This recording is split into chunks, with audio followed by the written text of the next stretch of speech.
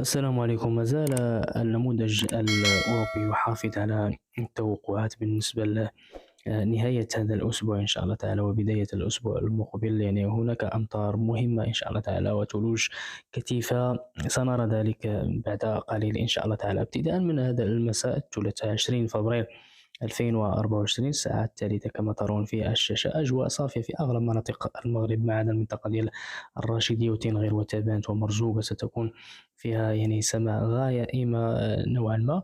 وفي المساء الساعة التاسعة ستكون أجواء يعني مستقرة وصافية في أغلب مناطق المغرب.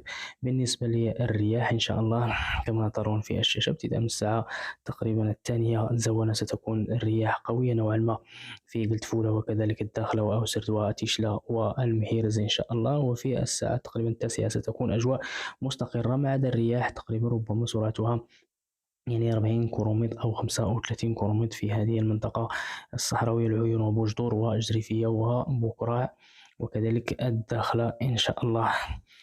صبيحة اليوم الغد الأربعاء أجواء تقريبا ستكون صافية في أغلب مناطق المغرب ما عدا المنطقة ديال قلميم ستكون غائمة بعض الشيء وكذلك في طنطان.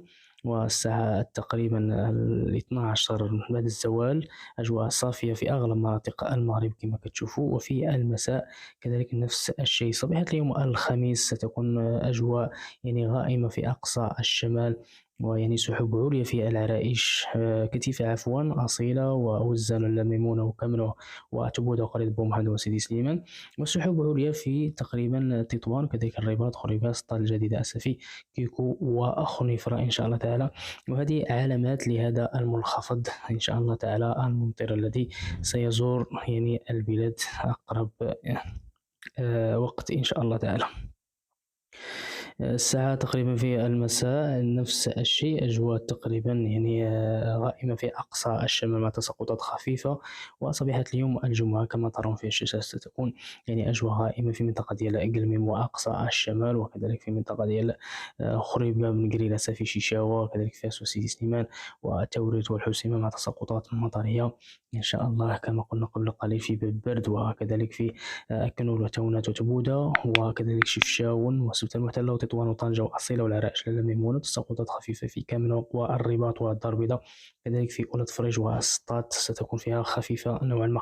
الساعة السابعة ستزداد رقعة هذه التساقطات المطرية وغادي توصل إن شاء الله تعالى السيدية بركان كليم يعني سيدي من لوزاي والناظور إن شاء الله تعالى منيلية دار كبداني ودريوش من القرويدان عين الزهرة قصيطة بن عياش والحسيم وكلاهرس وترجيس وتمضيض وكذلك مسيرة والواد بريمة وتازة وتاهلة وكذلك تونات وقرية بو محمد وتبودة وشفشاون لاله ميمونة سيدي التازي سيدي سليمان فاس مكناس خميسات الرباط خنيطرة محمدية بن سليمان الرماني القارة برشيد والدار البيضاء والجديدة وولاد فريج والوالدية إن شاء الله تعالى.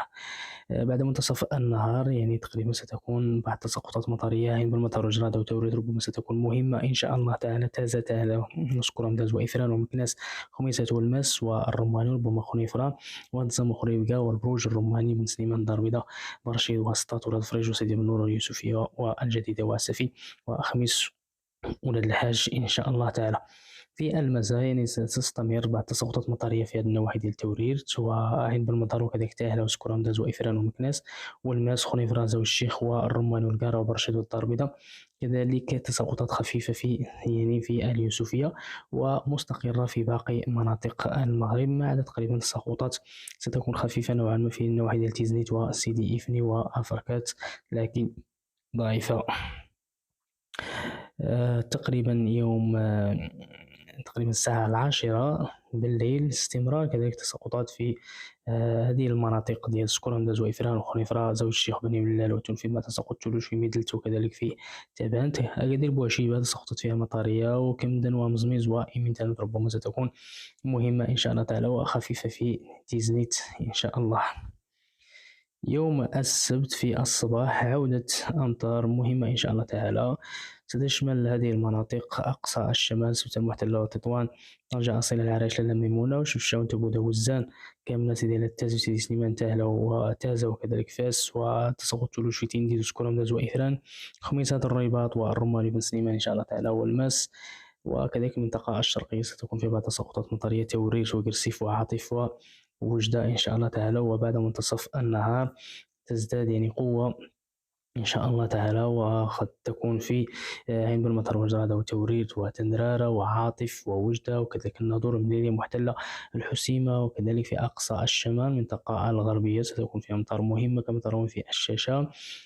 مع تساقط ثلوج في منطقة ديال تينديد وسكورمداز وإفران، وكذلك ربما ستكون يعني خفيفة نوعا ما وضعيفة في الدار البيضاء برشيد سطات القارة وخريبكا وواتزم خنيفرة، وكذلك إن شاء الله تعالى تساقط ثلوج في تنفيت وإملشيل.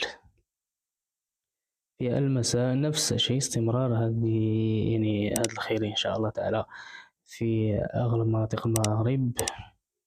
منطقة الشرقية يعني تقريبا نفس المدن التي ذكرنا قبل قليل ستشملها هذه التساقطات إن شاء الله تعالى، ما عدا المنطقة ديال السوس وأقاليمنا الصحراوية ستكون أجواء مستقرة. يوم الأحد أجواء مستقرة. في المساء كذلك يوم الاثنين عودة تساقطات مطرية من جديد، ربما ستكون قوية نوعا ما كما ترون في الشاشة، يعني نفس تقريبا المدن، لكن يوم الاثنين في المساء قد تصل هذه المرة إلى مدن خصوصا الوسط اللي ما ذكرناش، اللي ما وصلتهاش يعني في الجمعة والسبت، تقدر توصل لها إن شاء الله تعالى يوم الاثنين، مثلا بني ملا الأزيلال، قلعة السراغنة، البروج، بن قرير، سيدي بوعتماشي، شيشاوة، يوسفية، خمس ولاد الحجوة، الصاورة، تساقط ثلوج في تبانت وإملشيل وتنفيت وميللت. كذلك ربما ستكون قوية في والماس، إفران، خنيفرة، زاوج الشيخ، كذلك في تهلا إن شاء الله تعالى، واستمرارها في أقصى الشمال، كذلك المنطقة الشرقية ديال وجدة وجرة بالمطر وتوريرت وتندرارة ومعتركة. المهم ما زالت هذه التوقعات بعيدة المدى، ربما يعني تتغير، نتمنى من الله أن تتغير إلى أحسن إن شاء الله تعالى.